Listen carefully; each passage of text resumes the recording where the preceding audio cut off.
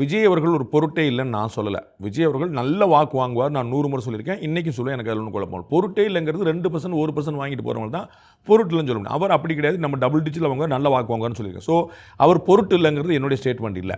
ரெண்டாவது, ஏடிஎம்கேல திரு எடப்பாடி பழனிசாமி அவர்கள் என்ன சொன்னாருங்கிறத நம்ம கணக்கில் சேர்க்கணும். ஐடிவிங் என்ன சொல்லுங்கிறா நீங்கள் பார்க்கக்கூடாது. நீங்கள் சோசியல் மீடியாவில் ஆளாளுக்கு சொல்லிட்டே இருப்பாங்க, நீங்கள் அதை கவனப்பட வேண்டியதில்லை.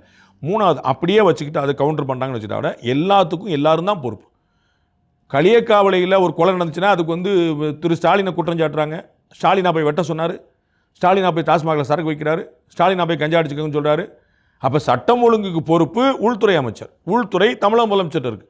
அப்போ களியக்காவலை எங்கேயோ மூலையில் இருக்கக்கூடிய ஒரு ஊரில் ஒரு பிரச்சனை நடந்தாலும் அதுக்கு காரணம் இவர் தான் சொல்லி சொல்லும்போது தான் அப்போ டிக்கெட் விற்கிற என்னுடைய படத்துக்கு எவ்வளோ காசு வாங்குறீங்க, அப்போ எப்படி பாருங்க தெரியாமல் இருக்க யாருக்குமே தெரியும். அதிகமான விலையில் டிக்கெட் விற்கப்படுது யாருக்காவது தெரியாதா? தமிழக அரசு பொறுப்பு இருக்குது, அந்த நடிகருக்கும் பொறுப்பு இருக்குது. அந்த நடிகர் அவருடைய பக்கத்திலிருந்து அந்த மாதிரி பிளாக்ல டிக்கெட் வாங்கி பார்க்காதீங்க, பைரசி பார்க்காதீங்கிற விஷயத்தை அவங்களால எவ்வளவு முடியுமோ சொல்லுவாங்க. பட் இறங்கி களத்துல வேலை பார்க்கறதுங்கிறது அவங்களால முடியாது இல்லையா?